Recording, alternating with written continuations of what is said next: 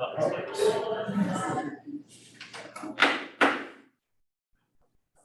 like to convene the meeting of the Menlo Park Fire Protection District Board of Directors at 7:10 on August 15th, 2023. Roll call, please, Michelle. Director Bernstein, Present. Director Bloom, Present. Director Jones, Here. Director Crawley, Present. Director Solano. Here. Thank you. Great. And full rise for the Pledge of Allegiance, please. I pledge allegiance to the flag of the United States of America and to the republic for which it stands, one nation, under God, indivisible, with liberty and justice for all. So we had a special meeting that adjourned at 6:58, Michelle. And I do have a reportable item from that meeting. So a tentative agreement on a successor MOU has been reached with IAFF District 10. The tentative agreement in the form of a red line strike through MOU will be placed on the district's website in sunshine for 30 days as per the board policies procedures. And the board will consider approval of the new MOU with IAFF District 10 in open session at its next regular board meeting on September 19th, 2023. So now we're at public comment number 1. So I will open it up for public comment number 1 for anyone who would like to make a comment on items not on the agenda. Michelle, do you have anything? We have that. Great. So then I will close public comment number 1. And then we'll go to our items in our presentations tonight. Our first presenter is Safe Space presentation presented by Aris Payan. And Safe Space, I don't want to steal your thunder, but they actually provide a safe space for children who have mental health issues that they want to talk about or just need help with. And they are actually next to Station 6 in downtown Menlo Park. And considering that, I think that their model is a very interesting model, and I just wanted everyone to hear about that because mental health is something that the fire district is looking at as well, and kind of taking little baby steps and helping people with. So Eris, thank you for being here. If you'd like to do your presentation now. Of course. Thank you so much for having me. Good evening to Board of Directors. Thank you, Director Crawley, for inviting me to be here today, members of the public. My name is Eris. Again, I'm the Youth Engagement Specialist at Safe Space. And we are just a nonprofit located right here at Oak Grove Ave that focuses on teen mental health. But what truly makes us special is that we are truly youth-led. Our bread and butter is consisted of about 75 teenagers from Menlo Atherton, Sacred Heart, Menlo School, Gunn High School. We have people from schools across 4 different counties. We are represented on about 26 campuses at this point. But we are consisted of teenagers who find mental health to be the #1 important issue that they want to address themselves. So instead of being another adult in the room that tells them what to do or how to approach a situation or how to fix the problem, we allow them the platform to be able to let us know what is going to help them and support them. I like to call myself the wind beneath their wings. So they come in with a project idea, they come in with an initiative idea, and we are the wings that support that project. We give them the resources, we give them the platforms that they need to be able to bring these projects to life and support themselves and their peers on their campuses as well as in their community.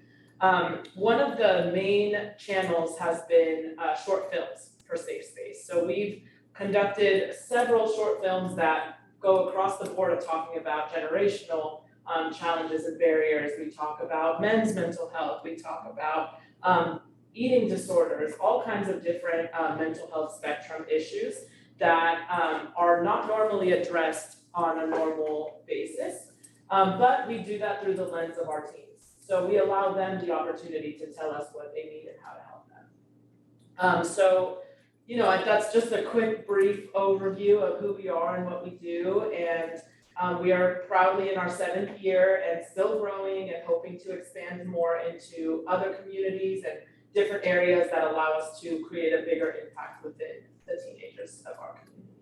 So I'm happy to take any questions or comments or Any questions? Chuck? I Thanks. have a quick comment, just a thank you, we became aware of your program when we were meeting with, John Payne. John Payne. Yeah. And somebody had mentioned that you're our neighbors, right down the street from Station 6, and we found out about your really interesting, cool program that supports the community, and this is kind of our year that we're spending some time on mental health awareness with our own first responders and trying to destigmatize it. And it feels like you got 75 people already that are doing just that. So there's ways we can partner with you or do things to support your program. So it's always, I think, one of those things we used to think about firefighters being just tough and impenetrable, and we're not. We're human just like those 75 kids that are there. Like I said, maybe there's ways they can help us even destigmatize it. Oh, they would love that. They would love to come and So, present really- and have conversation. They'd love to do that. Really So, yeah, absolutely. Well, you all have my business card, so I'll be happy to connect with them. Thank you for being here. Thank you so much. Okay. Thank you, Erin. Have a nice rest of your week. Thank you. Thank you. Thanks for joining us. Okay, item number 2. I might take you up on that offer. Definitely good for a mental health problem. Oh, absolutely. Thank you so much. Thanks, Erin. Have a good one. Report of the fire chief. Thank you, Director Corrali, members of the board, members of our public and our community that's here and our employees. Happy to present to you the fire chief's report for August of 2023. Quite a few things going on. First, as I had removed it priorly, we didn't have a COVID update until now. I kind of have a COVID update because COVID's back to a degree. As you've been watching in the news, there's been an uptick. We have currently 8 employees that are COVID positive at 2 work sites. So we have How many did you say? 8. 8? 8, Yeah. yes. At 2 work sites. Yeah, part one was 170 and another at Station 4 have been determined to be outbreak sites. Now, it was interesting, the most significant outbreak was with our interview panel that was in the process of doing firefighter recruitment interviews. So one came down with it and they all just kind of toppled, after a couple days. So fortunately, everybody's, symptoms are less than they have been in the past. I don't know if it's the current strain or the people that have developed a higher level of resistance to it. But right now, other than that, there haven't been any impacts to us staffing-wise, no impacts on our ambulance transport. But, everyone should be mindful that COVID is certainly still around and, we're following the rules and precautions that are in place. Onto facilities update. 2 quick updates. Station 4, Director Bloom and I were doing a walk around there the other day. It's coming along very nicely. They're very close to getting ready to pour the final concrete pour. I just was in contact with John Hitchcock today. He said, fingers crossed, next Monday they're going to pour the concrete for the entire back drive-through area, which is wonderful. Then, in theory, it needs 30 days to cure. And I don't know what else will be going up after that, but so we are on track to have our October meeting there and have a grand opening, et cetera. So that's good news in that respect. On the Station 3 auxiliary building, we also stopped by there to take a peek at it. And it is completely up out of the ground and framed. So coming along nicely. And so that's good news on that. Recruitment and hiring updates. Just a little update on our firefighter recruitment. We have gone from, I don't remember what our initial number of candidates were, in the 300 to 400 range. Down, we had 197 that participated in the video interviews from that. Our folks reviewed them and narrowed it down to our top 70 candidates. They are in the process of going through in-person interviews with a 6-person interview panel with 5 of our firefighters and plus Corey. As I said, we had to pause that, and we're rescheduling those for week after next on the 21st. Get back moving again on that, but obviously we're temporary delay because of COVID. Today is Ralph Boner's last day. He's our senior IT analyst, and we have hired Jason Boustria, who is now taken over in Ralph's place. So good news in that respect. Other items, an update on community engagement. I'm going to kind of read through the list of things that are going on there that was provided to you by Heather, just to give everyone an update. There's lots going on. Heather has gone in and either updated or created standard operating procedures for a number of our internal processes for CERT. We're in the process of getting some feedback from some CERT members. Once it's been updated, we'll post it on our website. I'll let you know, and you can all take a look at it and give us feedback on those guidelines. But nice to have some rules in place. That's going to be related to just standard operating procedures, some guidelines for our communications team, class instructors, trailer teams, neighborhood leads, a number of things that just will be helpful for us. Beyond that, Heather and other members of our CERT participated in mass casualty incident exercise. It was led by Redwood City Fire CERT. It's held at Fox Theater. They've been advertising, Heather specifically has been advertising all of our different classes through local media and our newspapers. And I'm pleased to report out that all of our August classes have reached capacity, which is great. That's exactly what we're looking for. So if that means we get to start adding more classes in the future, even better. They held their first teen CERT camp the first week of August.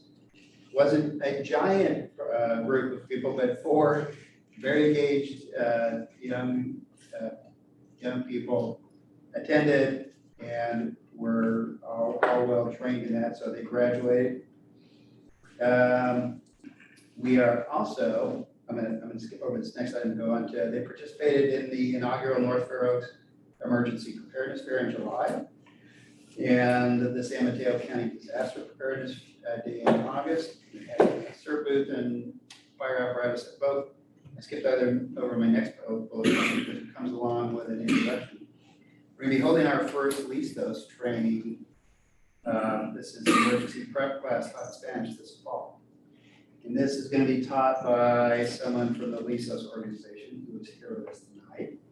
And I'm going to turn it over and have Maria Nieto introduce herself and share a little bit about herself and the LISTOS program. And we're really fortunate and glad to have you. Great. So over to you, Maria. I'll stand right here so I can address you all. Thank you so much for inviting me this evening, Board Director, Fire Chief. I am here. My name is Maria Nieto. I'm from North Fair Oaks in Redwood City. And I've actually participated in the Menlo Fire CERT courses as well as the first aid courses. And I was very fortunate to be invited and asked to participate in the LISTOS instructor courses held, I believe, in June during the National CERT Conference. And so I participated in that course, that 3-day course, and I have been capacitated to lead a LISTOS course along with another LISTOS instructor. So to give you a bit of background on LISTOS, LISTOS is called Habilitar y Preparar LISTOS, which in English is Aware and Prepare LISTOS, not to be confused with LISTOS California, which is a state initiative that was modeled on Aware and Prepare LISTOS. Aware and Prepare LISTOS came from Santa Barbara and is part of FSTI, the Fire Safety Training Institute.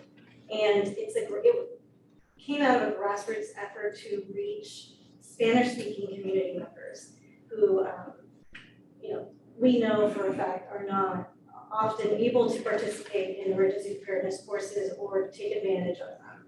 And so now as the program has grown and expanded, it's being offered in other non-English speaking, in other non-English languages, and also in English. And it's 4 sections over 8 hours. They can be split up in whatever way, fits the community. These 4 sections cover topics such as basic first aid, communication and family reunification planning, identification of risk and dangers, psychological first aid, amongst others. And as Fire Chief has stated, the first class will be held on November 11th, and it will be from 9 a.m. to 5 p.m. and it will be held here at the fire station, I believe. And so I'm very excited to participate. And I thank you again for inviting me. And You have a call. Engine 1, FLA, Mississippi Canyon House at 16 Coleman Place, 16 Coleman Place, across the Coleman Avenue, Long Beach.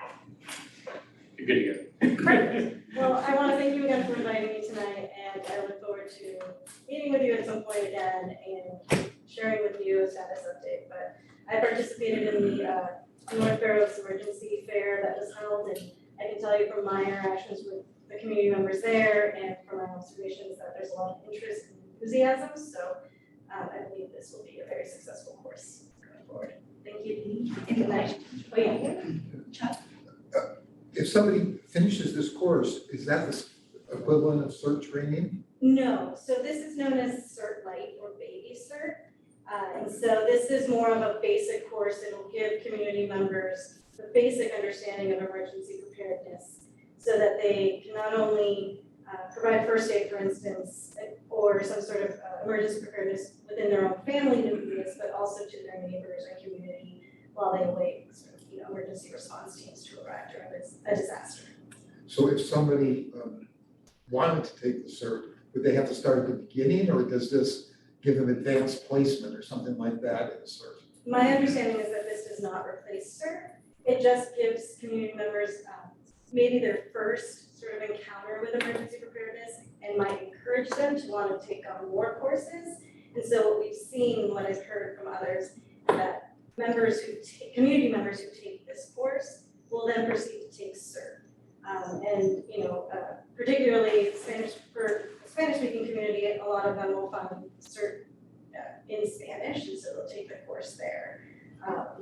And so, yeah, it is sort of an introductory course, but it does not replace the CERT training or provide any sort of advanced placement in that. And how many hours again is the whole day? 8 hours is, It's just a one day, it could be a one day, it could be over the course. but the November 11th will just be one day. Yes, that'll be just one day, correct. Thank you. You said demand was strong, is it that class fully subscribed? So it actually was just posted today. Oh, But there were a list of individuals from the emergency preparedness fair, the North Barrows, that signed up. So there is a list of individuals who stated that Engine they 1, were we're interested. showing on a 91-year-old male, possible seizure. sure, thank you. So we hope that they'll sign up. Any other questions?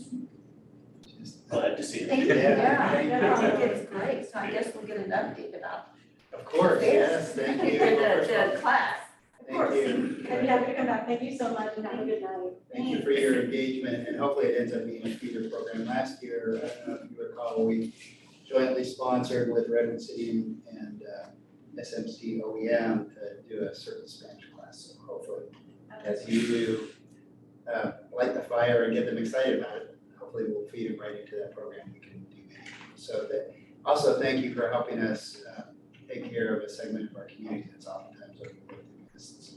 Thank you. I'm happy to do it. Thank you so much for giving me the opportunity. Okay. Continuing on, unless there's any other comments, and feel free, you are welcome to leave. That was a tough decision. You can watch us, it'll be posted online tomorrow. No cupcakes.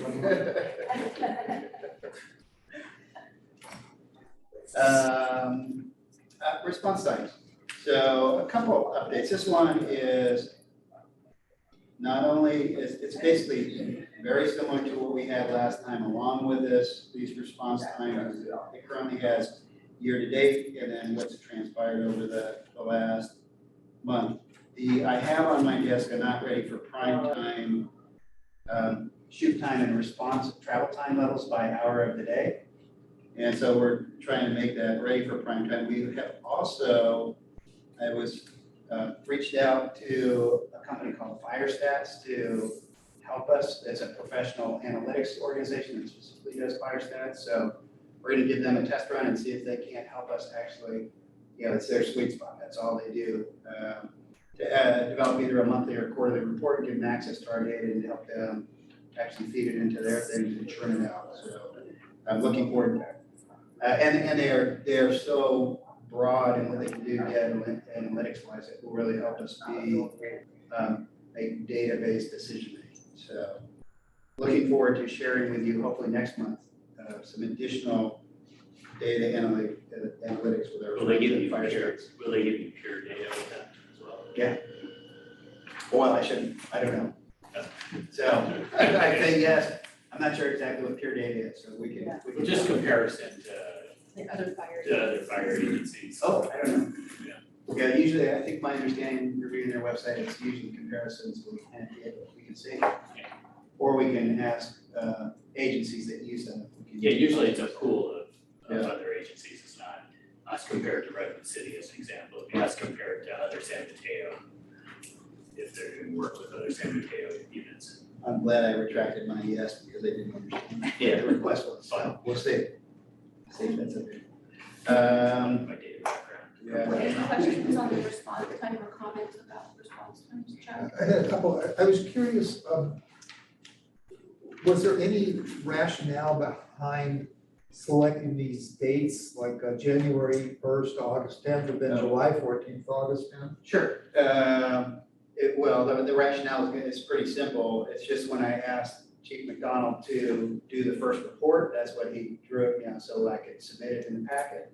And then my ask was, from the date of the last report, the July 14th, to current, so it just gives us that time. So that's what it was from last report to the current date of when he gave it to me to include in our packet. Do you have any observations or conclusions looking at, because it seems like somehow the response times got a little bit better, but They did a little bit. is there any meaning in that or any conclusions? No, I mean, the response times were just, it was a couple seconds difference when you look at the 90th percentile for engines. Or I think I don't remember what last month's was, but it was like we're at 7:03 and now it's at 7 and, just my guess is if you look at it, all the little data points there is that as you add to the end, the number of things and you slide that 90th percentile, it hits a number. And so I don't think there's anything statistically significant in that little change. I think it'll be interesting to see once we get better data analytics. I think it will be telling. Right now, this is just very preliminary to make sure that we're not, we haven't gone off the rails and we're just way outside of what we should expect. Well, one of the reasons I'm asking is because in theory, at least, I'm supposed to be involved with the dispatch issue. And I wondered if, I had asked last time and you indicated that this did not include the original call for service. Do you have any more information about? I do. Glad you brought that up. I made a request to Natasha, and for our next board meeting, we should have the dispatch metrics for our district from the Public Safety Communications Center. So that will include, we'll have to figure out if we can put it into this report or report it out separately. My guess is it will be a separate report, but it will include from when the time from when they receive the call in their dispatch center to when they dispatch us, right? It's that missing component that that comprehensive response time is key. Well, we weren't even sure if they dispatched to us or if the police agency dispatched to us. That is an interesting question. And that was actually, I will skip down briefly to the Joint County Chiefs and Police Chiefs meeting that we had on August 2nd. Probably 80% of our conversation at that meeting was related to trying to figure out a way where we can measure, let me take a step back. All of the 911 calls go into a police agency initially. They're called the PSAP, the primary answering point. And then fire agency is generally a secondary piece, that meaning you need to transfer over. We don't currently have any way to measure the amount of time that it takes from when it reaches the police department to when it makes it to PSC to dispatch us. It could be 30 seconds, it could be 10 minutes. We don't have any measurement. So, and then I just know anecdotally, and the engine companies here, they will hear PD responding to a call, and it's usually sometimes a couple minutes later before we get dispatched to the same call. Right, so it feels like to us, like they should have the ability to dispatch us out at the same time.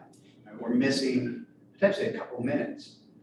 We don't know ultimately the reason why there's that delay. It might be that PD's initially been dispatched out to just a call of unknown nature, and it hasn't been determined to be a medical call yet. So it may be, as they're trying to suss that out and figure out what type of call it is besides a police call, that's why there sometimes is that perceived delay in when they dispatch us out. Because based on that conversation in that joint meeting, from the PD side, they feel like they really are expeditious in transferring any call that's fire, EMS over to fire very quickly. But that was a large part of the conversation, is seeing if we could somehow leverage technology to figure out a way to cut out any kind of delays. And some of that conversation revolves around the concept of having a CAD connection. So police departments use a different CAD system to us, but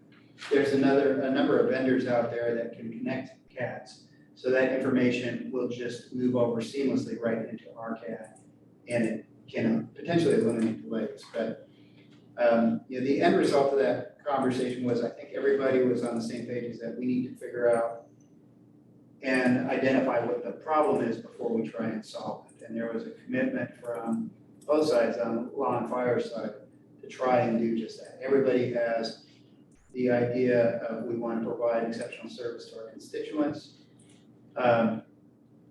And for, it's interesting, on the fire and EMS side, we live and die by response times. It's not, interesting enough, it's not always the same on the PD side. They put things into queues for 45 minutes, for an accident report or something like that. We almost never do, unless we have, we have the reins of power lines down where we have to prioritize. But, so I think they heard us loud and clear, and they were interested in being good partners with us, the PDs, but trying to figure out what the exact issue is part of the thing that we have to determine and figure out if there's some sort of solution also to connect. I don't know how many different police department CADs with the PSC. It seems like this is an uninformed impression, but it seems to me that the problem is really at the dispatch center, because the first question is, what's the nature of the emergency? And if you say there's a fire, it seems like they could push two buttons at the same time as they push one button. What's interesting, from their perspective, because we had somebody who had been involved in police dispatch, they believe that they do that. And Who believes the PD dispatchers believe that they transfer calls, because they can simultaneously be talking on the phone and also connect via intercom to the public safety dispatch, and so both people can deal with the situation. So from their perspective, like I said, they believe they are very quickly transferring calls, and there's no delay. We end up with anecdotal information, again, as they're listening to sirens go by and watching squad cars go by, to what in 2 minutes is we're going to get toned out to as a medical call. We wonder why we're not getting toned out 2 minutes earlier. And part of that is there are times when it's not until there's an officer on the scene that they determine there's a medical emergency and they dispatch fire. And that can be part of it. So who gets the 911 call? Is that the police get it immediately? Oh, it doesn't go to the county? It will go to the county if it's in a county area. It will go to the county if it's in East Palo Alto, who contracts with the county. But it's interesting, it goes to the county sheriff side of the dispatch center. There's two sides, right? They sit on, if you ever visit there, it's a giant room, but one half is law enforcement, the other half is fire and EMS. So 911 calls in county areas or contracted areas go over to the county sheriff's side, where they have to do the same thing that PD does.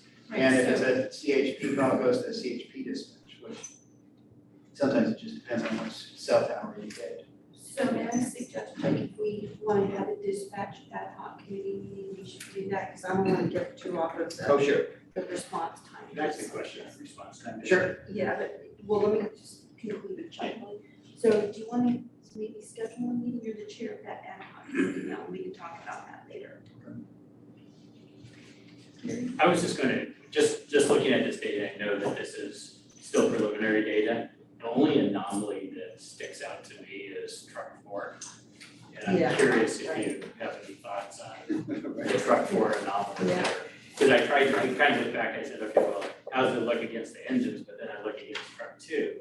And it could be a locational issue or something else, I'm just curious. Right. It And just especially compared to their 90th percentile from year to date. Yeah. Right, there's a 2-minute difference there. My guess is that the number of calls is very low and they had one outlier and, there was 10 calls and the 10th call was way out there but without knowing, you know how data numbers. Yeah, that's why I don't know, I framed my question with Yeah. preliminary data, not a lot of data. Yeah, if you don't have enough data points, it's Right. it's going to be inaccurate. And I know truck 4 went to a call, I think in Redwood City, that would be a long. It might be part of that Went too. down to North Fair, I think they went down to North Fair Oaks, so if that was one of their calls that day, that was huge. That's a great question. I'll look It at just, that. it just stands out, that's all. Yeah, Everything else looks like 100% consistent. Yeah. So, just curious. And the only other thing I was just gonna say, I don't wanna go back to the dispatch thing, is something that might be helpful is for you or a couple of the chief officers to go sit in and observe the dispatch process at PD. They have training headsets, so you sit right next to a dispatcher and you hear what they're doing. It might give you an appreciation for kind of what the process is as an idea. That's a great idea. thanks. National Night Out was on August 1st, busy night. There was, on my count, 22 events. Atherton had one big one, Menlo Park 8, and East Palo Alto 13. Really great event. I made my way around to a couple, and Director Crowley too, and Director Jones. I don't know, everyone, maybe everybody. But yeah, we supported it pretty broadly, tried to get out to all the ones we could. Just a nice way for the community to come together. I already talked about the Joint Chiefs meeting. Just an item, we had a line of duty death of a San Mateo Consolidated engineer. It was a job-related cancer. He passed away from prostate cancer just a little bit before that. I think he's been fighting it for 4 years. So I attended that service on August 7th. It was beyond capacity crowd at the College of San Mateo, and we provided some coverage for San Mateo Consolidated, so all of their on-duty folks could attend. Sad day and an unfortunate reminder of the hazards of the job. The ISO report, I think I've shared it with the entire board. We are, our ISO status remained at a 2. The overall rating dropped a little bit by, I think, less than a point, but still, we were a little bit disappointed. We are gonna go through all the data we've already kind of started and try and figure out where we can improve. We think there's probably a couple areas where the ISO rater may have got things incorrect, so we're gonna figure out if there's a way where we can have them adjust the report. So at least, I don't think there's any way we're gonna be able to adjust it and get it up to above a 90 where we would have to get to ISO 1 status. But what I'd like to ensure is that they get the information right and the rating right, so that when we revisit it in 5 years, they go back and look at the report and they see what the baseline is, and it's higher than what it is. But we will report back to the board with our findings on that and our actions, but I just wanted to make sure the board was aware. Incidents of significance, just a reminder about it's fire season for us. We had grass fire at the end of Week Street in East Palo Alto. The next other incident that I added is really not for our jurisdiction, but it certainly had the ability to impact us, was the tragic events in Maui in Lahaina with that wind-driven wildland fire that just decimated Lahaina. Ultimately FEMA made a request for a number of type 3 task forces. So we had previously been at the top of the rotation and had rotated down, so we weren't requested to go. 2 West Coast resources were sent out there, I think one from Washington, one from Nevada. And then after that, a number of requests came in for what they call HRDs, the human remains dogs that help do that. So again, we had available resources within the task force. They didn't utilize those, but they used, I think, initially 12 from the West Coast, and then they started just going through the national rotation since it wasn't as time sensitive, something like that. But obviously, just those events were tragic. A couple other things that have just gone on since or are happening soon. Atherton is celebrating their 100th anniversary. There's a big celebration at the park on September 24th that we're going to be part of from 11 to 3. Put it on your radars for a pancake breakfast at Station 1 on October 14th. I think that's a Tuesday, right? Is it Saturday? It's the weekend. Yeah. That's one. It's October, but it's not nice. Oh, did I say August or whatever? October When is it? Is it 14th. Saturday? Saturday. Okay, sorry. Yeah, not a Tuesday, Something, oh, the Atherton thing's on a Tuesday. October 14th. Yes, got those things Yeah, right. But yeah, I October was just 14th. gonna ask you about that, we were gonna have that. Yes, we are. Okay. Little House is having its 75th anniversary. I think we're sending an engine over there on August 26th. That's Saturday coming up. Along with that, I went and did a ride along with the director Artemis Strong on the Meals and Wheels thing on July 31st. Really great program. And then I wanted to make sure the board knows that I know as far as the board goals go, the strategic plan is on my radar. My plan is to come with some recommendations at next month's meeting for moving that process forward. So that concludes my fire chief's report. Any questions or comments? Chuck? I just have one question. I was curious about what your instructions are to the people who came down with COVID. What is the rule that you're imposing in terms of their quarantine? Not quarantine, isolation. Right, so as far as what they choose to do at home is up to them. And I may get this not entirely right, but they have to be asymptomatic, I think, for 2 or 3 days and have a negative COVID test before they can return to work. But basically, they can't be at work, they go home, or they can go to a hotel, it's up to them. But yeah, their instructions for what they do at home is up to them. You might want to look at the CDC guidelines that basically, they were asking for a negative antigen test, not. Yeah, it's interesting. We've been trying to, because as we deal with a workers' comp issue, and trying to get a PCR test, it's still a request from our workers' comp carrier that they are able to not just provide one of these little tests, whatever the over-the-counter test, if they get a PCR test, it's almost impossible to find somebody who's doing a PCR test anymore. Well, they could test positively for 3 months or something with PCR, but the antigen, it's much less sensitive. But the CDC is basically saying, for going back to work, 5 days of isolation and then 5 days if there's no symptoms with a mask. Or alternatively, 10 days isolation and then going back without a mask, unless somebody has severe symptoms. So we find some people have a negative test within 3, 4, 5 days. Other people, after 2 weeks, they still are having a positive test.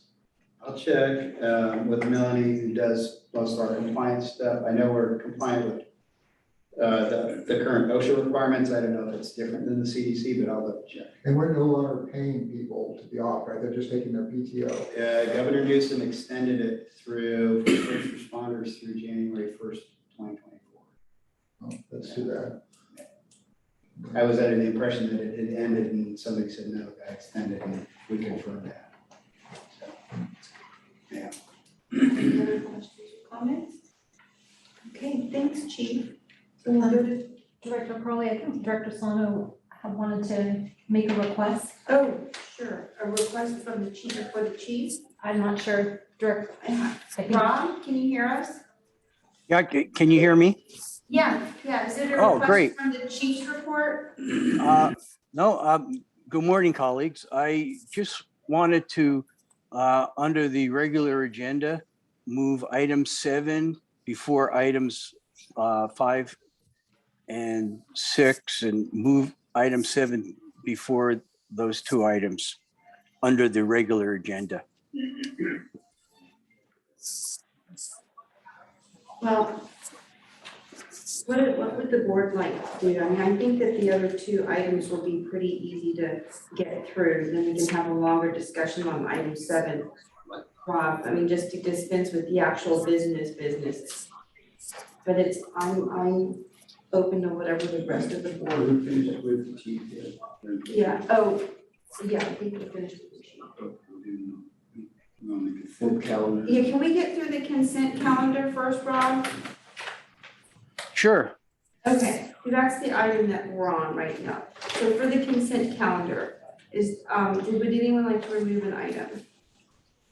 Okay, is there a motion to approve items 3 and 4 on the consent calendar? I'll make the motion. Just- You can second it, Rob, because, oh, you go ahead, you want to second it, Robert? Yes. Okay, so it's been moved by Director Solano, seconded by Director Jones to approve the consent calendar. Any public comment or discussion? None. Okay, roll call, please. Director Bernstein, Aye. Director Bloom, Aye. Director Jones, Aye. Director Solano, Aye. Director Crowley. Aye.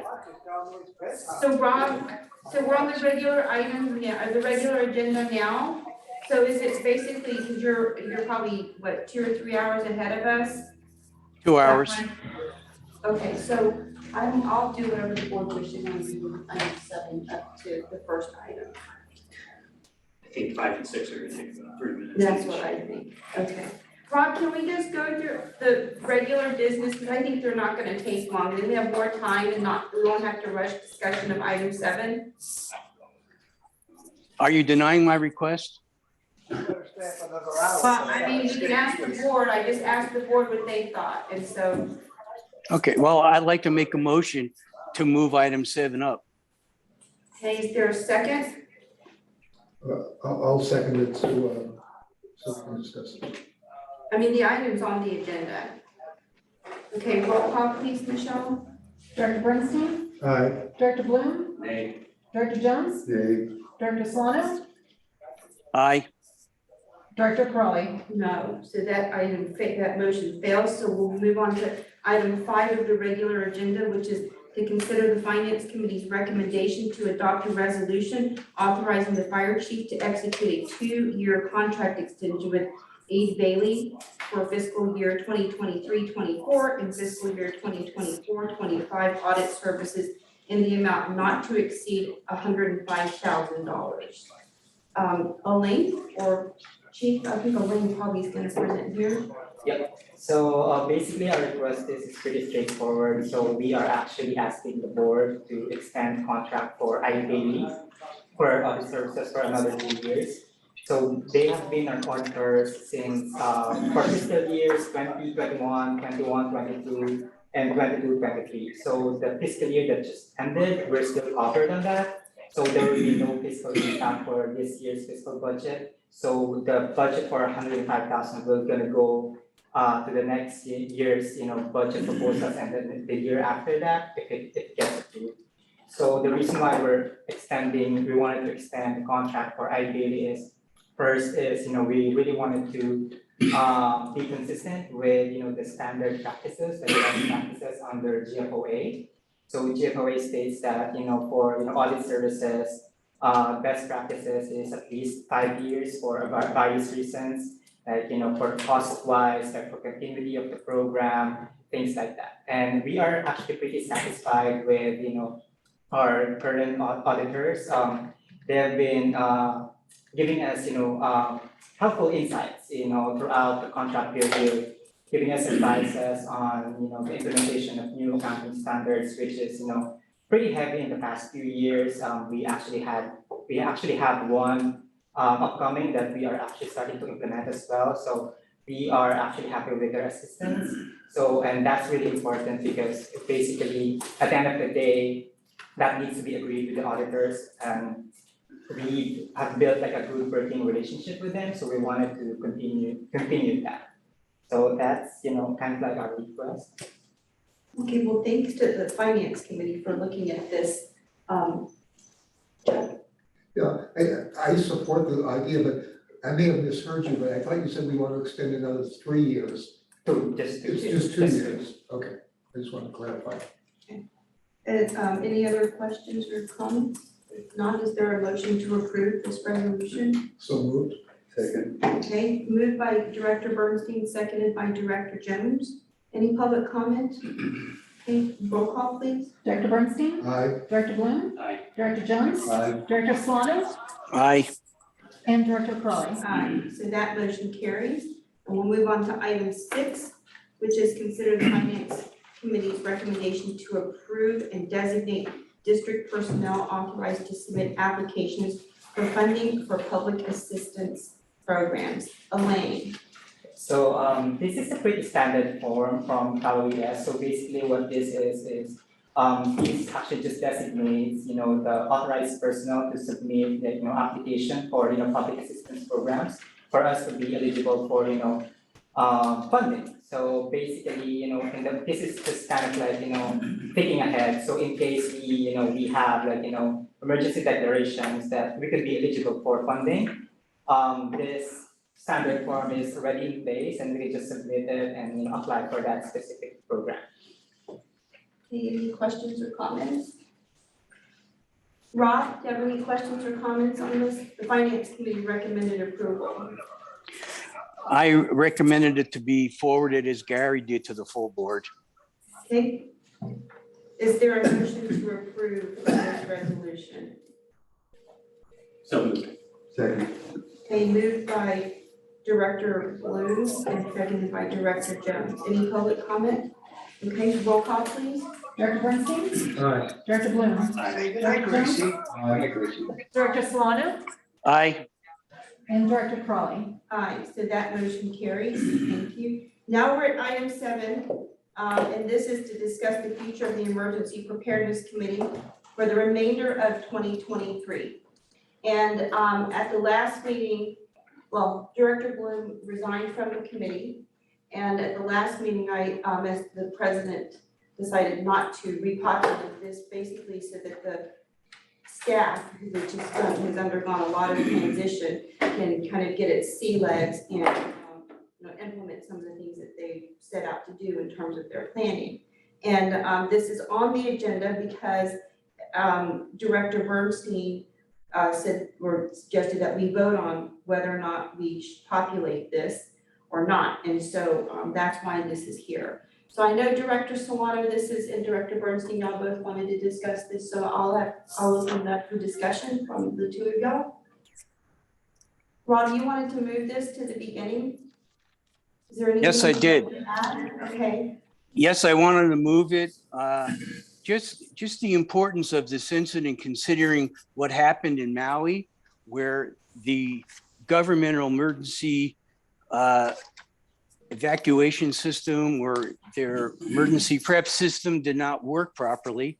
I think that's a perfect example of way we as a board have to oversee our governmental function and our responsibility. Secondly, I think there needs to definitely be for our district to prepare and provide funding to cities, towns, and county unincorporated areas. Thirdly, we need to work with the councils and board of supervisors to establish a funding mechanism for the financing of volunteer groups. As we saw with our last joint meeting, City of Menlo Park, when I was trying to have a discussion with City of Menlo Park, they said they didn't have the wherewithal in order, even if we wanted to provide them with fundings for the volunteer groups. Fourthly, to establish an evaluation and review process for the funding requirements. So if, let's say, we provide one of the cities or the county with funding, we should also have a mechanism in order to see that they in fact can properly disperse the funding.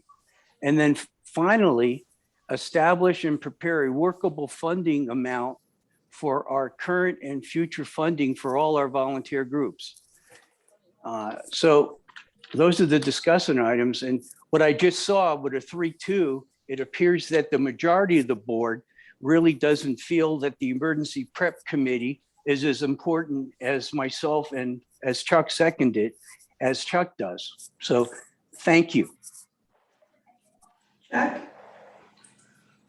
Well, yeah, I think the Emergency Preparedness Committee is probably the most important focus of this, of what the board can do.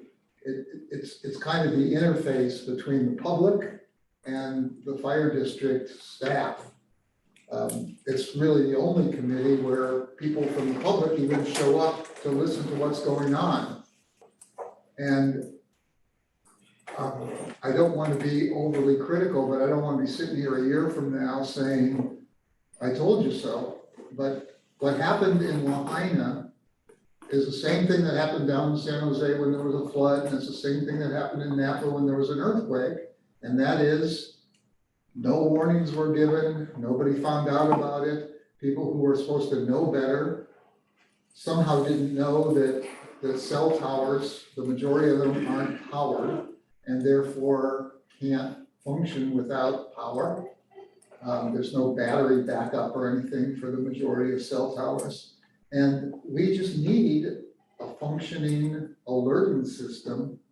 And for whatever reason, I mean, I've worked for 10, 12 years to try to get something like that in this district, and it's still not happening. And I think that the committee itself, how shall I say, I don't have a complaint about what the staff is doing because there's nothing to complain about at this point. But I don't want to be sitting here a year from now saying, well, why don't we have something? I think it's something where we should follow the progress, we should ask questions, we should suggest things. I think the committee is a valuable committee.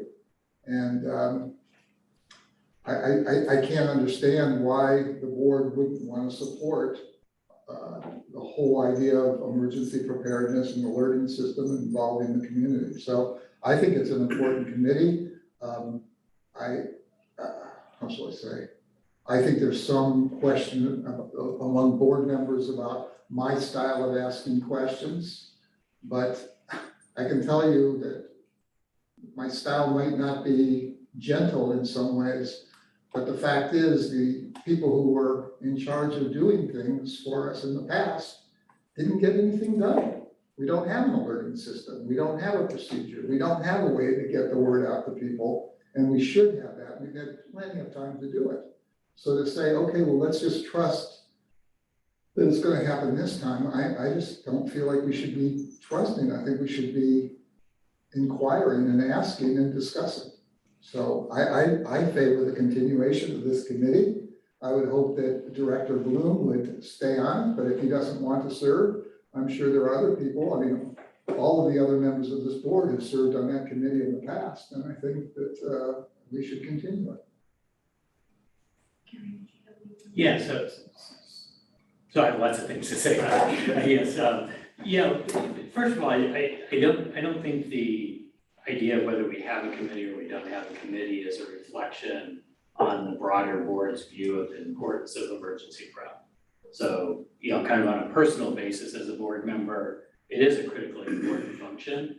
But I think we have kind of a practical reality that as chair of the committee when I stepped down was part of my decision, which is whether we could have effective meetings and productive meetings given the state of the current organization. So because of some of the critical views that were, that you yourself mentioned, Director Bernstein, the critical views of the staff and the members, the net result of it is that Chief Johnson ended up with the organization at the start of this year. He's rebuilding the staff. He's not fully staffed yet.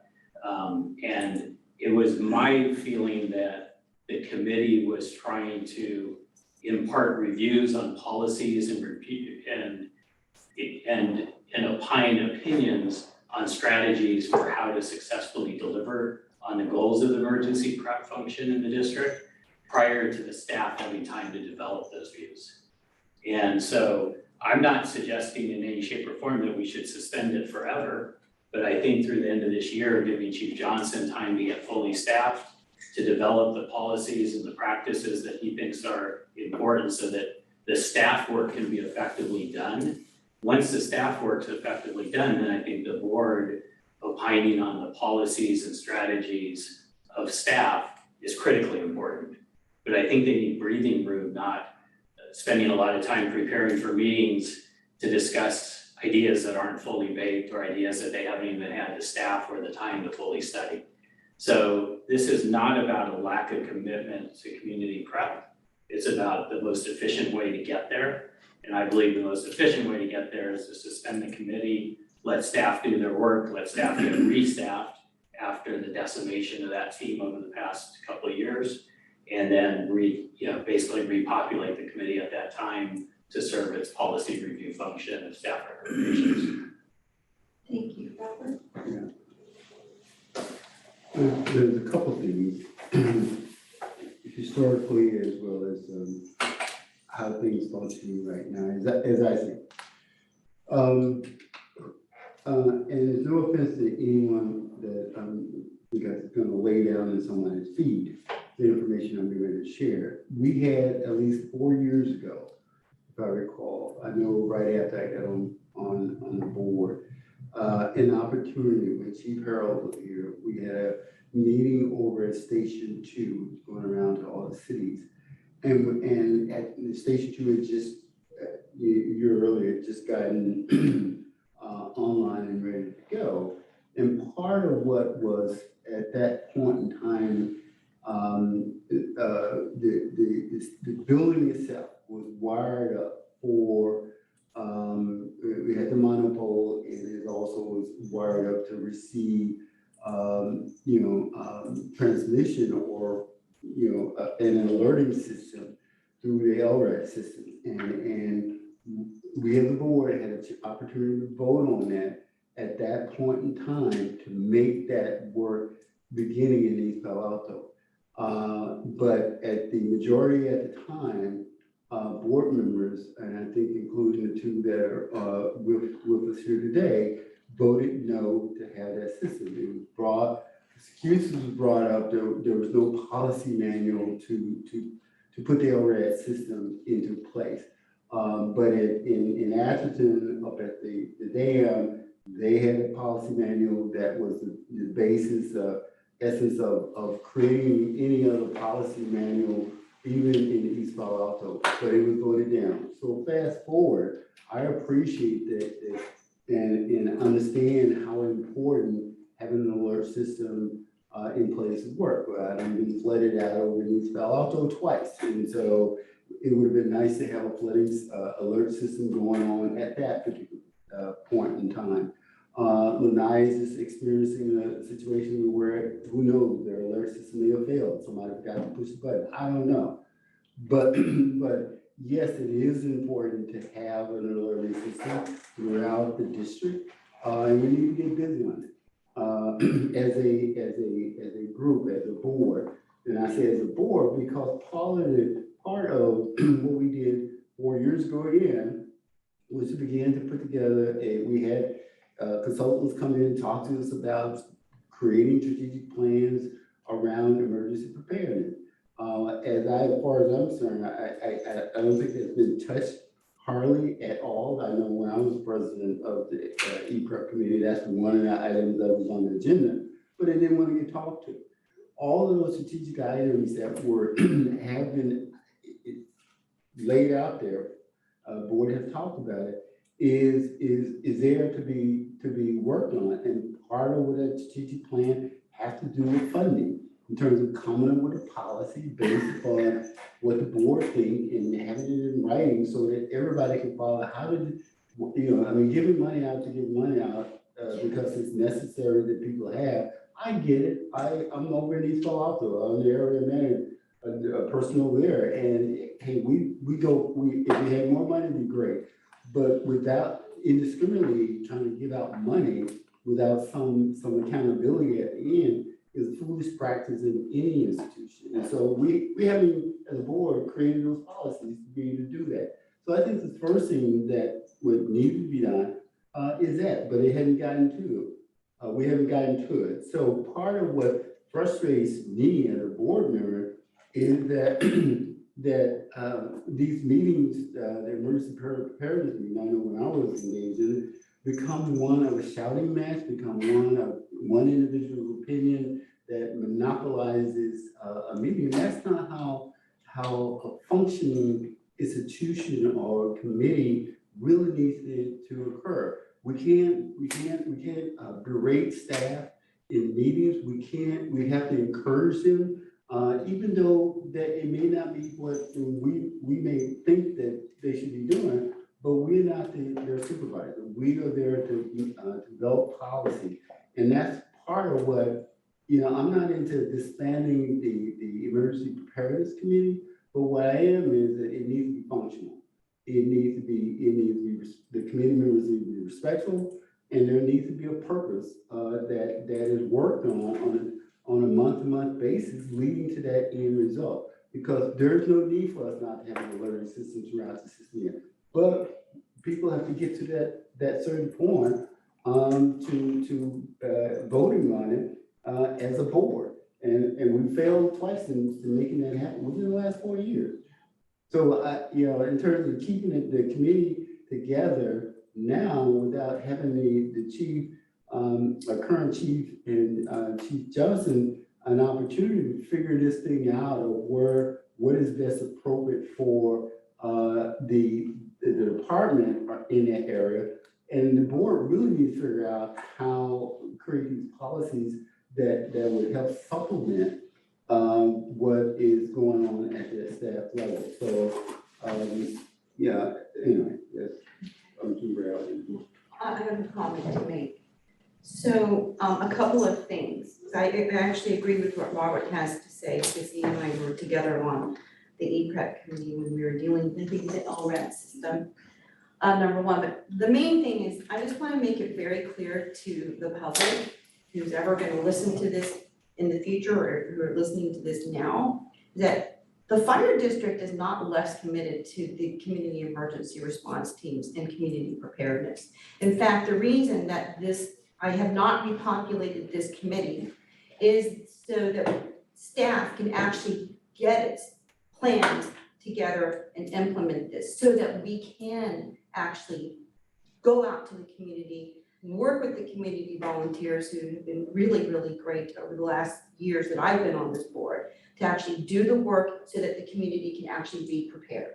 So I want everyone to know, because it feels like to me that two board members want to have a scare tactic here that, oh, without the EPREP committee, we're not going to have community preparedness, and that's not true. I have a lot of confidence in our staff, and especially Chief Johnston. And as we heard today, Maria Nieto is going to be, doing the LISTOS training in North Fair Oaks. I know that Lynn Bramlett, she's just setting up a meet and greet. I know I have to get back to her on that, with the various areas within Menlo Park. And all of these things that I feel we're kind of playing catch up on, but all of these things I think can work together. And I think under Chief Johnston's leadership, we're going to be able to move forward. So I'm not saying that the committee is not going to exist. That's just not true. It's just not being repopulated for the remainder of 2023, in my opinion, unless this board votes differently, and it's the board's decision at the end of the day. We're not eliminating the committee. okay? So number one. Number two, Director Solano keeps bringing up this money issue, which the board has decided is going to be put on the back burner. This committee is not in charge of dispersing grant money to anybody. Let me make that very clear. That's a board decision. So to have people think that this committee is in charge of dispersing money and mini grants to the various volunteer organizations in the district for community emergency response is completely false. It's a false narrative.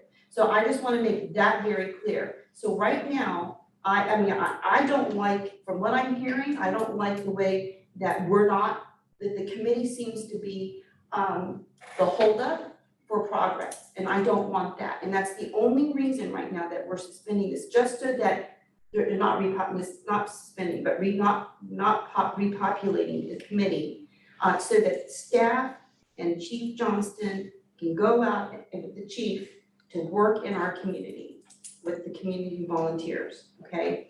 So you can't have a committee of one person, and so it was my decision to not repopulate it at this time. And now it's gonna be this decision is gonna be going to a board vote. And I don't know if anyone else has any other comments about this, and Michelle, if you have any public comments? There is a public comment? There is one or not? There is one. Okay, I'll take public comment number right now. Lynn, you should be able to speak now. Good evening, directors. This is Lynn Bramlett. I'm the leader of MPC Ready. I'm speaking for myself, though of course my viewpoint is informed by that role. First, I'm not looking for money from the fire district. Secondly, I want to thank the committee members for past decisions, which I think were very important in shining a spotlight on some things that needed changing. And they didn't always have the needed information brought to them, so it was difficult. I want to comment that the arena has changed. And I think the fire district needs a distinct role that they do. When I come to these meetings, I often hear about CERT, the community volunteer groups, but what I don't hear is about what specifically is the fire district planning to do to lower risk in our community, especially as it pertains to fire. To me, that should be the main focus. And I do think there should be some kind of public forum where we can bring up issues, interact civilly, respectfully, but work as part of a broader planning. And I don't see one with the new resilience unit. We heard tonight the plans to work in a back room. Maybe a few would get the input. To me, that's very contrary to the national trends. And I speak as going to a FEMA conference today, other conferences where collaboration, we're here for you, let's all work together. You know, they're really walking the talk. So the arena has changed. We're seeing more disasters. Menlo Park is planning on hiring an in-house dedicated emergency manager, and it is a priority. And yes, they will do that. And they do plan to acknowledge us as a valued community partner. And we want to align ourselves more with Menlo Park, though of course working, collaboratively with the fire district. So I don't think you'll be leading the whole thing. And I think it's important to think about what is your role and how you can best help. And to me, some kind of a committee where it's more interactive, more groups can come, and there's authentic communication, not just 2-minute or 1-minute introduction and then sharing of ideas, and then people are working on it outside of the room. So I want to end by pointing out that if this group does want to focus on EPREP, there are standards for it in the National Fire Protection Association, NFPA 1660. And I have the current copy, the 2024 copy, just got them. And program committee and advisory, these are all part of the standards so I think there's something, it seems to me, unfortunately, I'm taking a wait and see attitude, but I do think this issue needs more discussion in a more interactive form about what new committee would work better. Thank you. Thank you. Chuck? I wanted to comment and expand upon Robert's comments about the history of this. Robert was correct when he said that I don't know about anybody else, but I did vote against the proposal to buy one more unit of LRAD, because to me, one unit was not a system, and I was interested in the system. When that purchase order came before the board, the person who brought it was asked what messages would go there, and his answer was he didn't know.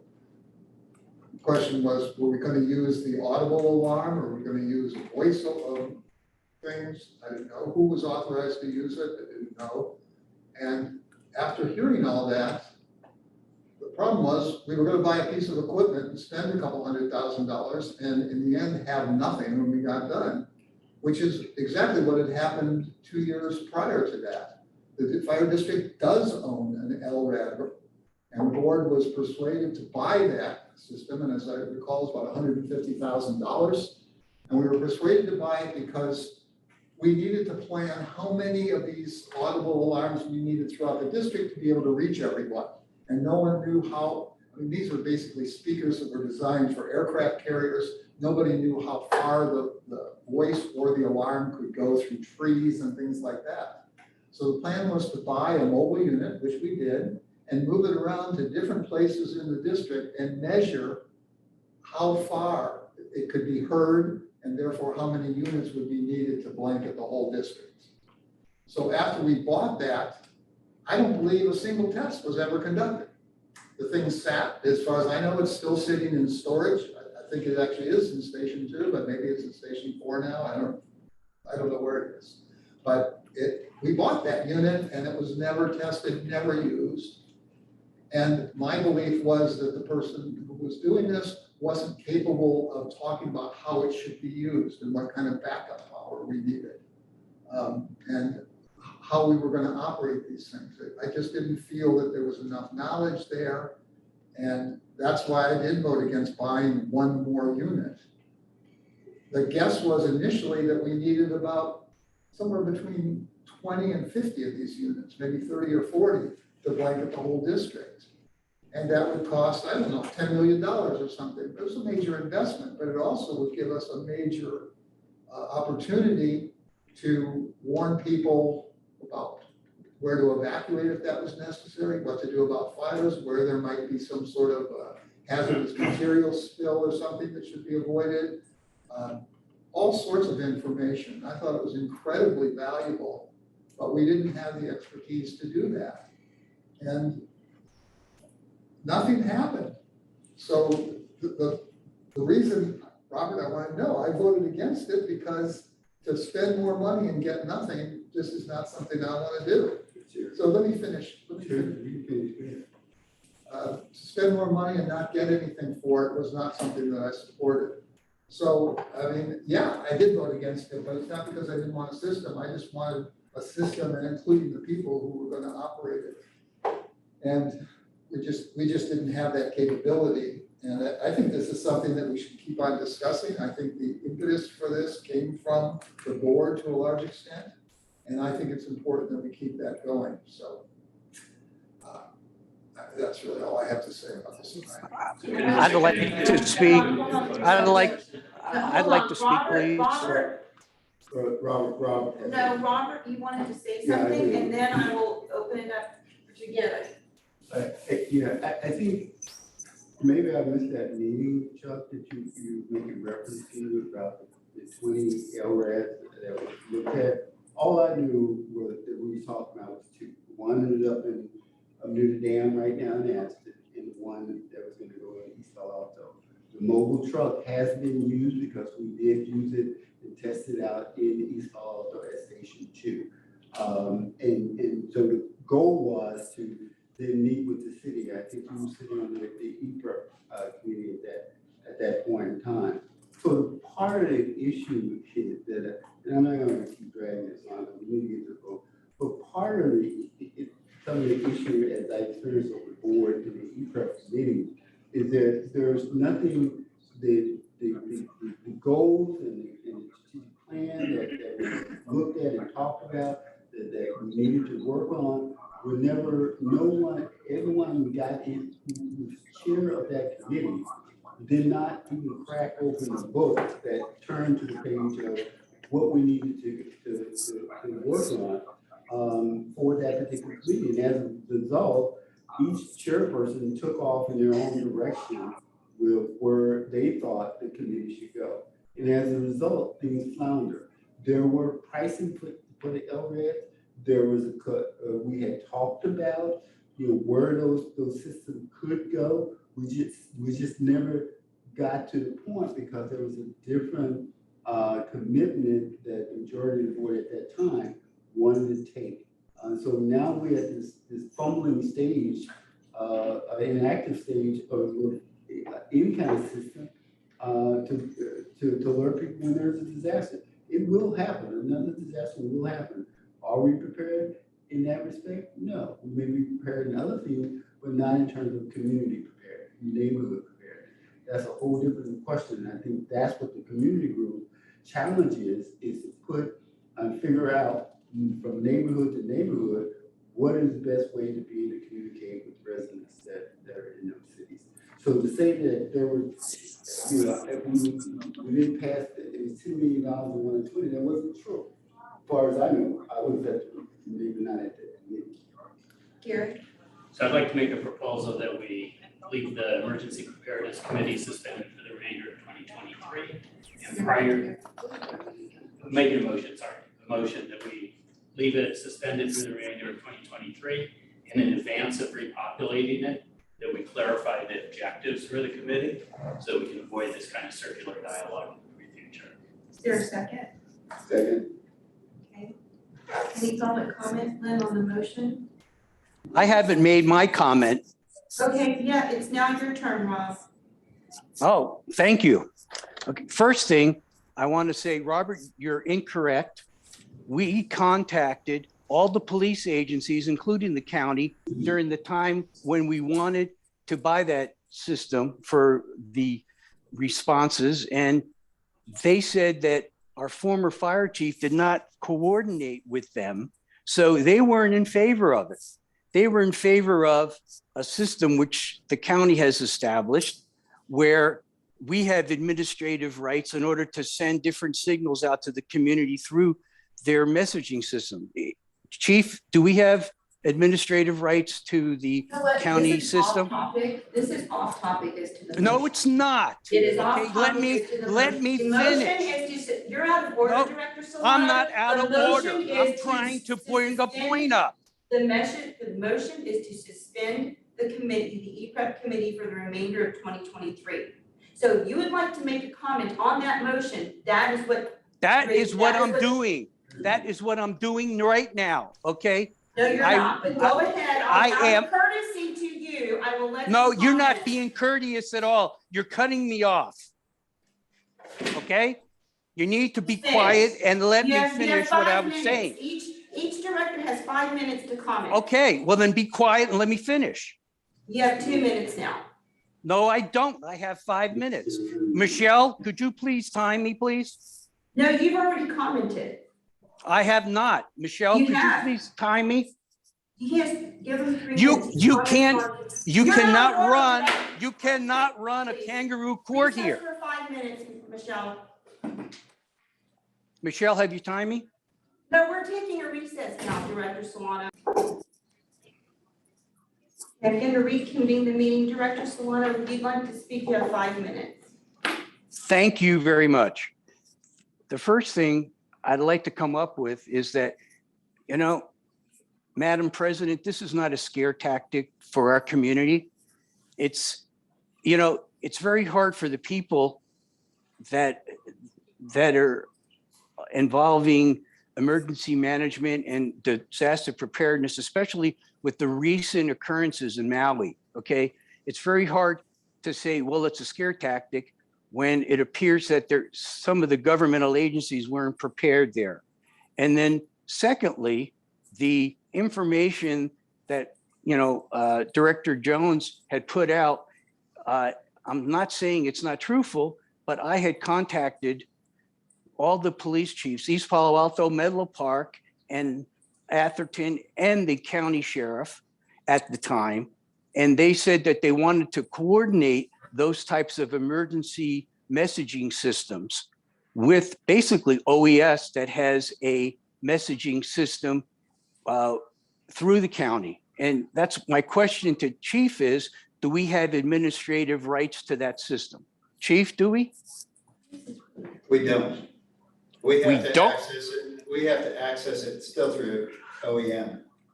I mean, we have administrative rights to Zone Haven, but all that stuff still gets funneled through OEM before any kind of messaging goes out. So you do have a direct link to OEM? Sure. We have Okay, a link to OEM through contact information. right? Okay. All right, well, you have a better link than the public would, correct? Absolutely. Okay, thank you. And then in my bullets where I was speaking, I talk about coordinating any type of funding through the different councils that we serve and the board of supervisors. Okay, it's not like we're giving money out blindly. It's not a scare tactic. I mean, what it appears the minority of the board wants to work with these volunteer groups and give them the resources, evaluation, and the teamwork concept to work with staff and work with an E-Prep committee. I think the teamwork aspect is very important and it should not be overlooked, and continuing to have the emergency prep committee makes us all work together as a team, staff and the board. Thank you, Madam President. There's a motion and a second. Any other comments? Let's do a roll call, please. Can you Can you repeat the repeat? motion, Michelle? The motion was to leave the Emergency Preparedness Committee suspended for 2023. There was a little more to it, which I will note in the minutes. So I'll just repeat it. With prior to the reestablishment of it, for the board to establish clear goals and objectives for the committee. And that was a motion made by Director Bloom, seconded by Director Jones. So if you can do a roll call, please.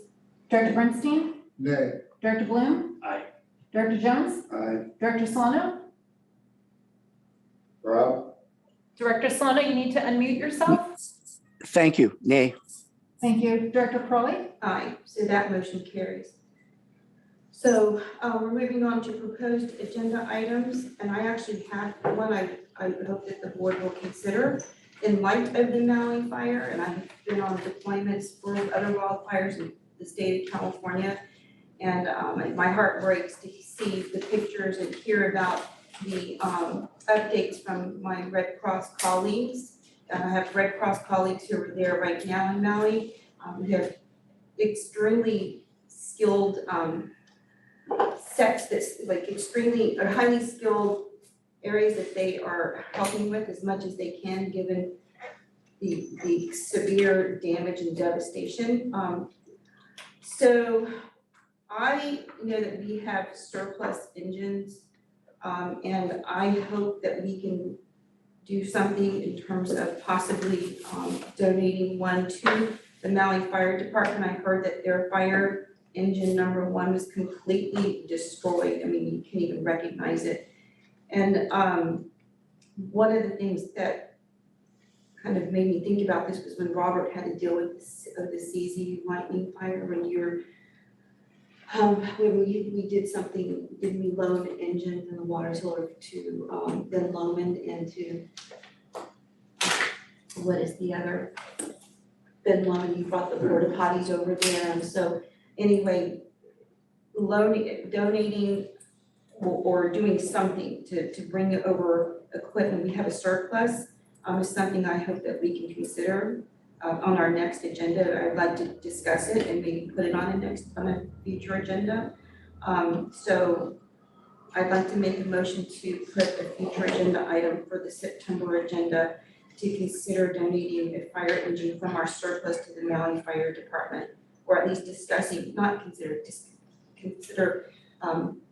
actually discuss the possibility of donating a fire engine from our surplus to the Maui Fire Department. Does that make sense, Keith? I second the motion. I made the motion and Director Bloom seconded it. Is there any discussion? Chuck? Yeah, I just think from a terminology standpoint, that I'm not sure surplus is the right word to use, because I think something has to be declared surplus, so, We've declared surpluses. and they're still owning those, is that correct, Chief? I don't think so, because the last time we talked about it, as Steve mentioned about, because I was making a reference before about donating our unusable fire tools to supply to the enrollment, and I thought that was some type of almanac or some type of something that we couldn't do, and so that's why we didn't do it. Well, whatever the terminology is, I mean, I don't know if that's the right one, but whatever we have. I would just suggest taking the word surplus out and say, Well, I don't want it to be that we would be donating something from our current equipment cash. So, Call it out of service. out of service maybe, okay. Okay, well, if we get it on the agenda, then the staff Staff can do the write work. about it, right? Sure. Do it. Just for clarification, as we have received those 6 new engines, we have already gone to the board and declared 8 pieces of equipment as surplus. We have not disposed of them. We're working through the way to get the most money for those engines, which are in pretty good condition. So if the board chooses to perhaps donate one to Maui, we'll look for some background information and need and report out to the board next month. The main thing is just to get it on a future agenda to discuss it. So, I agree, my goal was simply To to change not, the word. no, to have somebody say, well, we can't discuss the item because it's not a surplus engine, and therefore we couldn't discuss it here, or something of that sort. Okay. I don't know, any other comments or questions by directors? Or public comment? Do you want other items, or are you gonna take a vote on this, I think? Oh, this is the only item I have, but we have a motion in a second, we can always put other items proposed to talk about other proposed items, it's just this one right now for me. If you have another one, we can. No, I think it would be a good idea to vote on this one and then. Yeah, that's what I'm, okay, and there is a motion, I need seconded by the Director One. Any other questions? Okay, Michelle, I think we can do a roll call, I'm coming. okay? Okay, Director Bernstein, Aye. Director Bloom, Aye. Director Jones, I Director Solano is absent, he's left the meeting, Director Corrali. Aye. So that motion carries. Are there any other proposed, okay, Robert? In today, our meeting today kind of really, facility ad hoc, we kind of really kind of brought home a point, that I want to put on a future agenda, hopefully sooner or later, in turning creating or establishing a permanent facility committee, because of over the next 10 years, it seems, to build out all of our properties that we want to build out, that the committee could be more of like a status ongoing committee. It's like a standing committee. Standing committee, and I don't know how to do that, I don't know what the process, but we could get it on the agenda to talk about.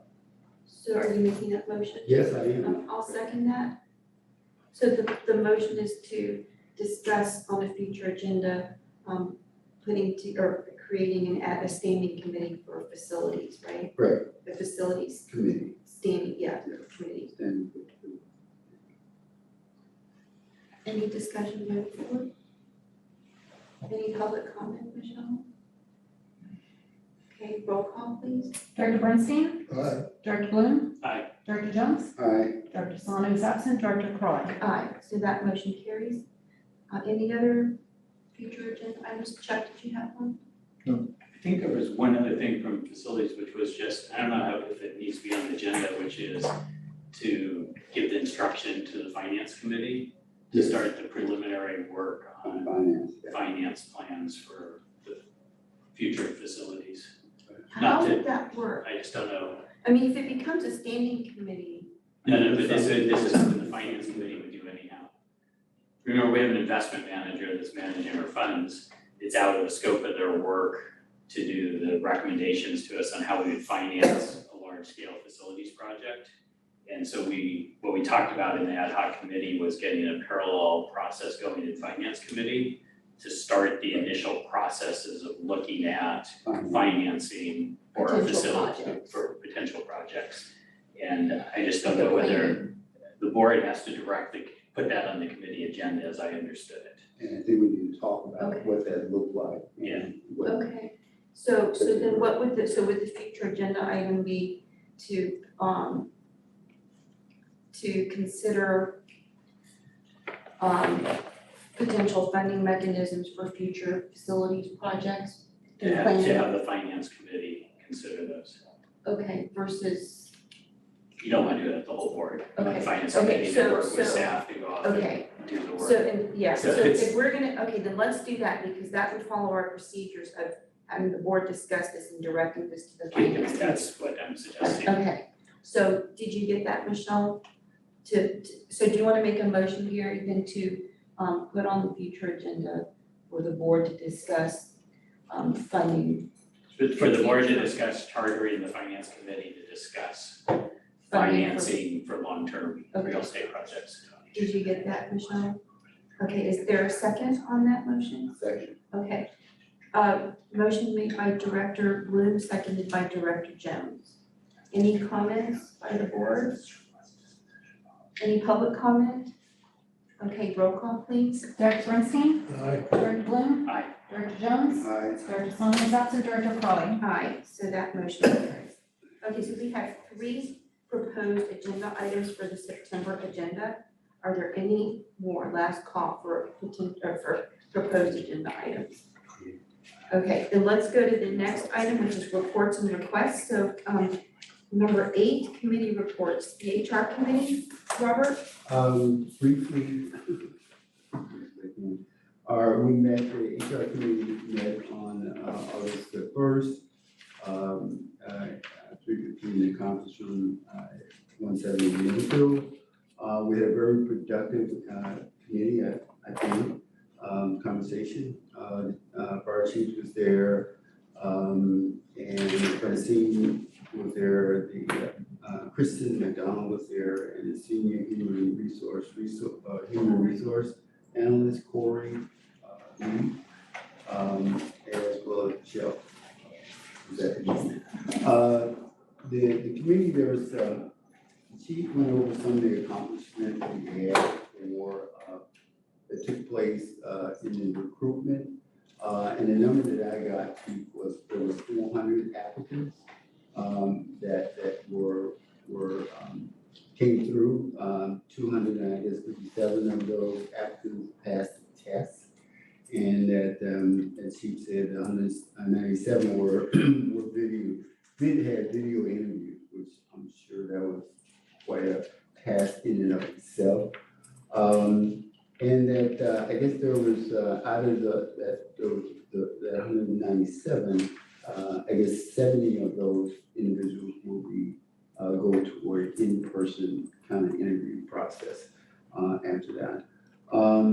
Also, the one of the things that was quite interesting to hear, and it seemed like it helped boost some of the candidates that came through to get through the system, was that there was added preference points was given to cadets as well as to veterans.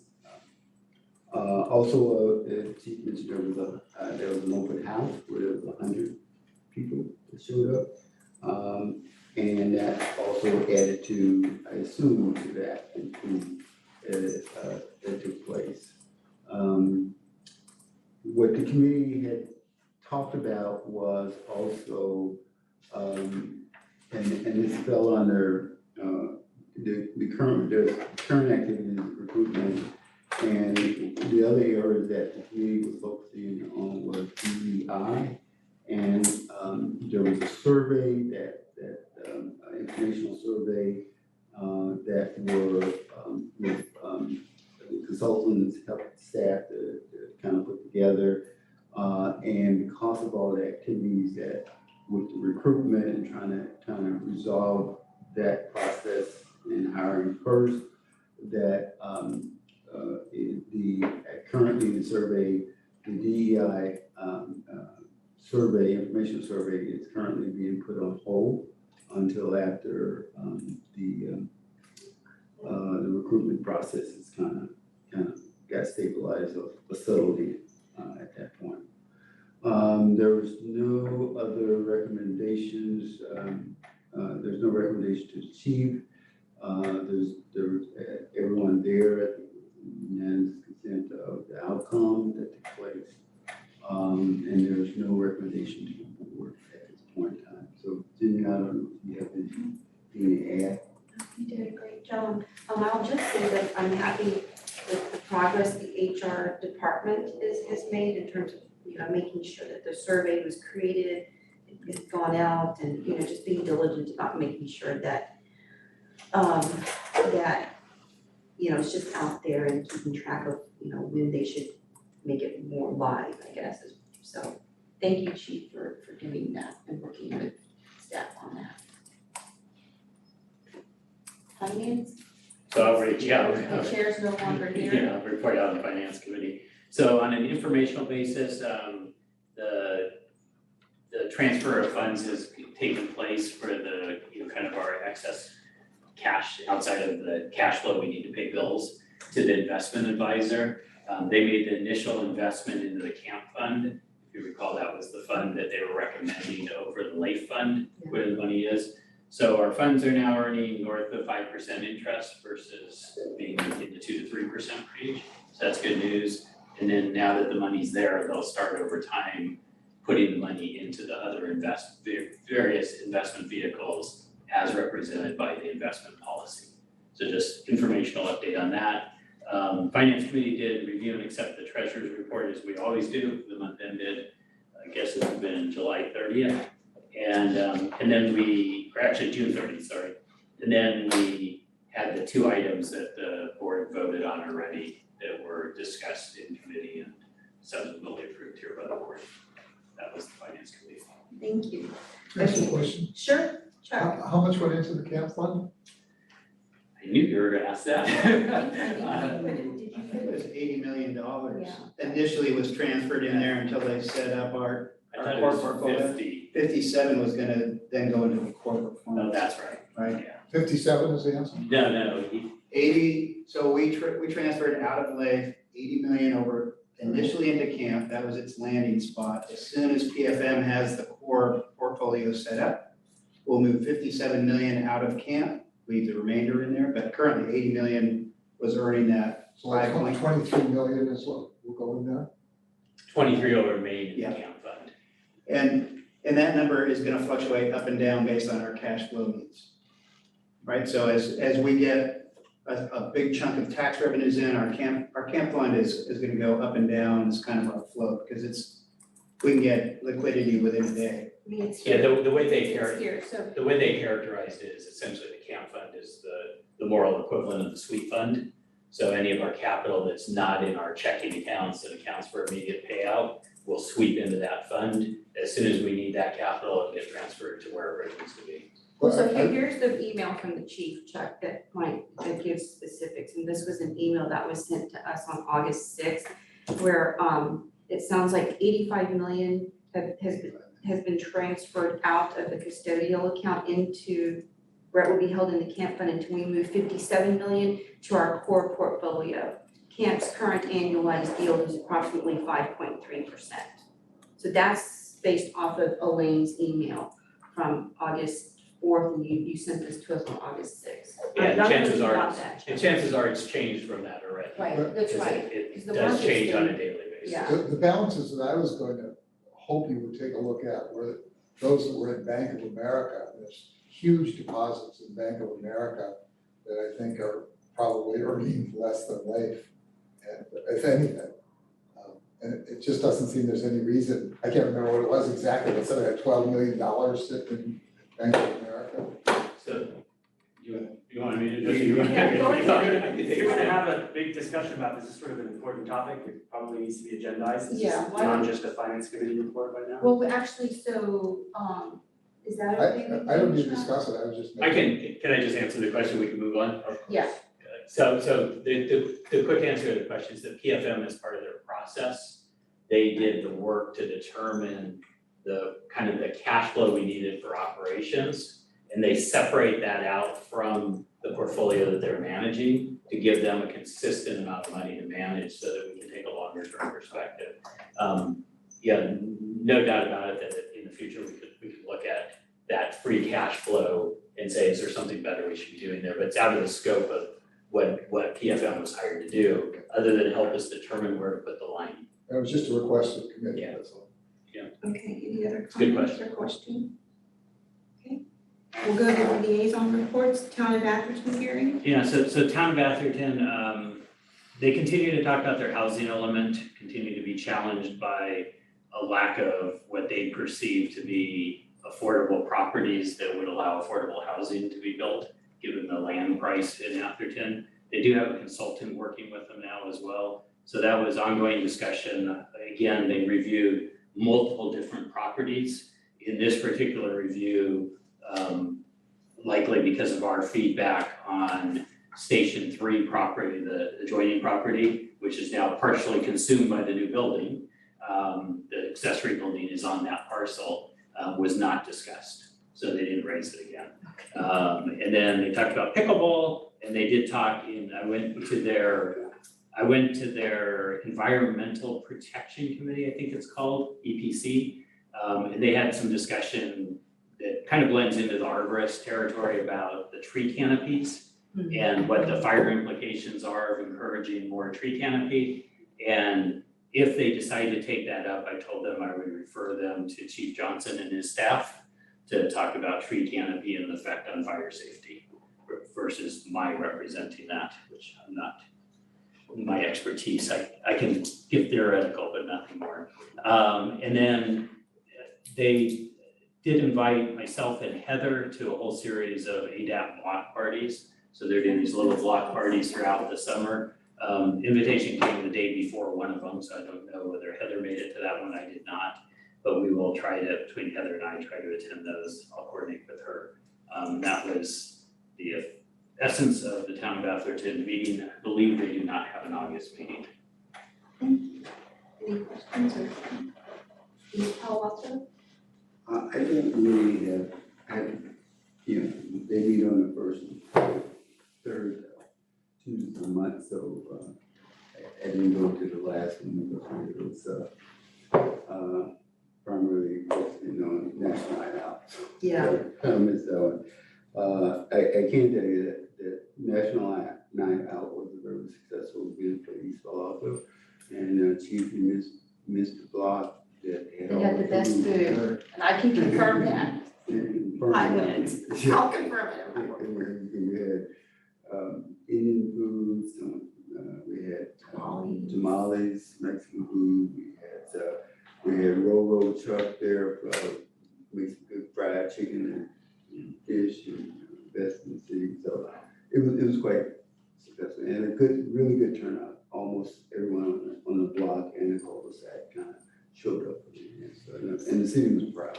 And that particular National Night Out won all of the awards the city was giving out for. Oh, wow. But yeah, they took over. So. Did the sweet. Yeah, they were sweet. So next year we're gonna put that on everybody's calendar to show up over here. So that's all I have to say. The City of Menlo Park, Chuck? I don't have really a formal report, but there are some things happening that I think are of interest to the district. Lynn made reference to the city's intent to have an emergency services person, but the city is facing some issues because the court found that it had continued to tax illegally and so forth, and they're gonna have to repay, I can't remember the number, but it's about $10 million or something like that. So there's a shortfall there, and I'm not sure they're going to get to it. Meanwhile, the big news here, just 2 blocks down, is at the corner of Middlefield and Willow. There's a developer proposing to build a 35-story building, among other buildings, 20 to 35 stories on the old Sunset property. And it's becoming a mess here. I assume, John, that you're doing some research on water pressure and water availability and some of those things for these projects. Because there's no way that they can get water to the top of a 35-story building right now. I just don't think the capacity is there. Anyway, so I think Menlo Park is about to have some very serious issues. Interesting. Yeah.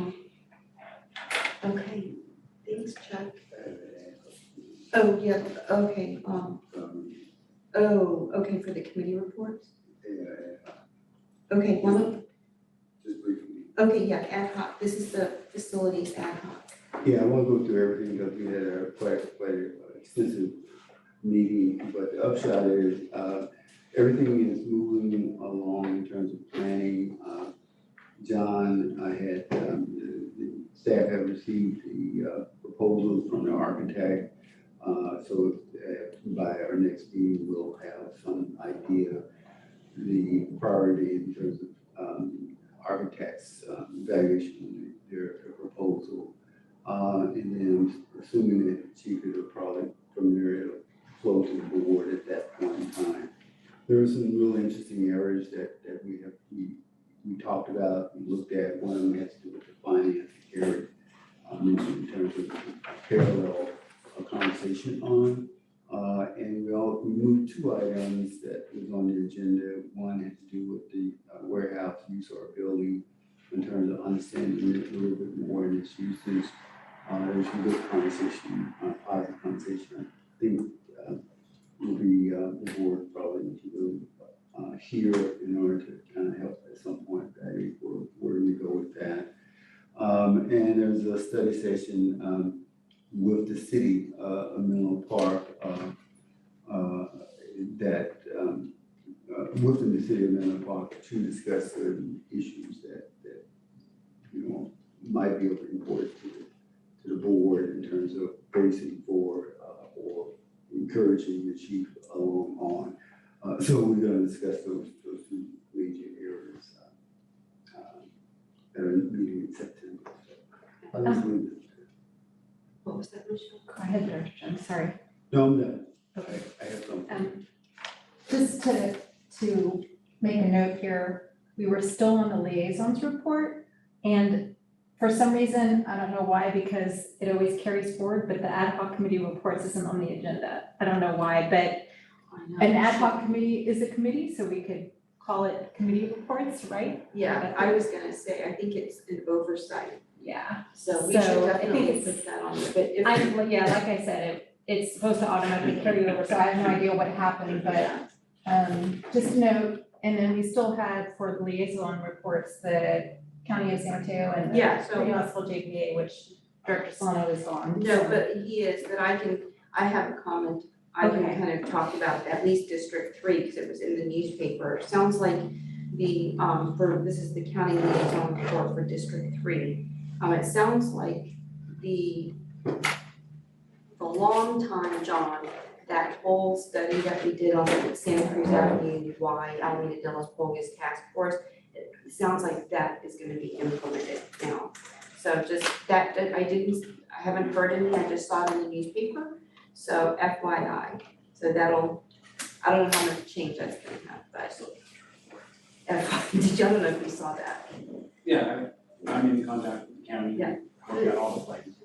Okay, so, Fire That's- engine, make sure terms. yep, that's the main thing, and Including truck form.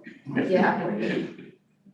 Okay, so the pre-emergency medical joint powers authority, Chuck, are they gonna have a meeting in September, do you know? That's the ambulance GP. I'm not- Oh, I'm is not- that Director Solano? Solana, okay, Yeah. sorry, okay, he's gone, okay. I thought you jumped to dispatch or something. No, but dispatch is a liaison, there's nothing, that should be on here too. I'm talking the ad hoc committees got Yeah. missed completely, Yeah. so. But they are committees, so What? Did you have an update on that? I don't have an update, but I think if we're gonna do anything, we should, you suggested having a meeting, I think it's a good idea. Okay, then let's schedule that. And Chief, there was something I was gonna ask you about that, maybe you just, you know, or, is it part of the 911 law or something, that all calls go to police first, no matter what? Or is that something we could have some input into? I'll find out. I'm not aware of it going to a fire dispatch center as the primary answering point, so there's probably something wrong, but I'll find out the answer. I believe we talked about it in the ad hoc committee meeting too. Okay. So then do you want to work with the chief to schedule an ad hoc committee meeting? Okay. Or Chief, maybe could you coordinate it with Virginia and me? Sure. Yeah, okay. Okay, item 10, reports and requests of directors. Okay, item 11, president's report really quickly. I also attended National Night Out on August 1st. I attended Robert's event in East Palo Alto, and Chief, yes, it has the best food of all of them in East Palo Alto. I mean, and you forgot the flan cake, which was delicious. The flan cake was amazing, right? So you gotta go to that next year. And you do too, Olive, that's so good. We just need an invite, that's all. Okay, well, Robert will make sure we all get one, because it's his neighborhood. On August 2nd, I met with or hosted this Coastside Fire Board members to a tour of Station 4. Thank you, Chief, for letting me know about that. They're actually building out their station in Moss Beach, and so they're hiring the same architect we used, and they just wanted to see, you know, what they can do in their space, vis-a-vis what we've done too. So, the Coastside Fire Board members, a couple of them, their committee came to see Station 4. And since I lived there, you know, I just went to greet them and welcome them and that kind of thing. So it was just a station tour. And I have to say that John Hitchcock was amazing. I mean, he answered all the questions. He knew every answer. He knew what the pitfalls were and all the pluses were and how to deal with the process with the county, because that was a county process that it had to go through. And I think people left very impressed by him. So thank you, John Hitchcock. Can you please thank him as well, Chief? Because I think, I mean, he was just so helpful too. I think that their staff will probably contact him with questions, and you know, he was available to answer them. So that was really great. John was great.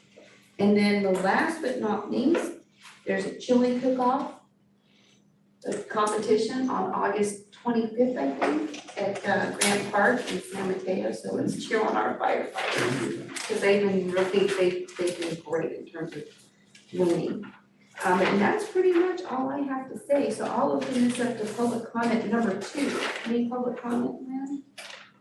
Okay, August 25th, yeah. Then I'll close public comment number 2, and we'll adjourn the meeting at 9:09. Thank you. Thanks, Michelle.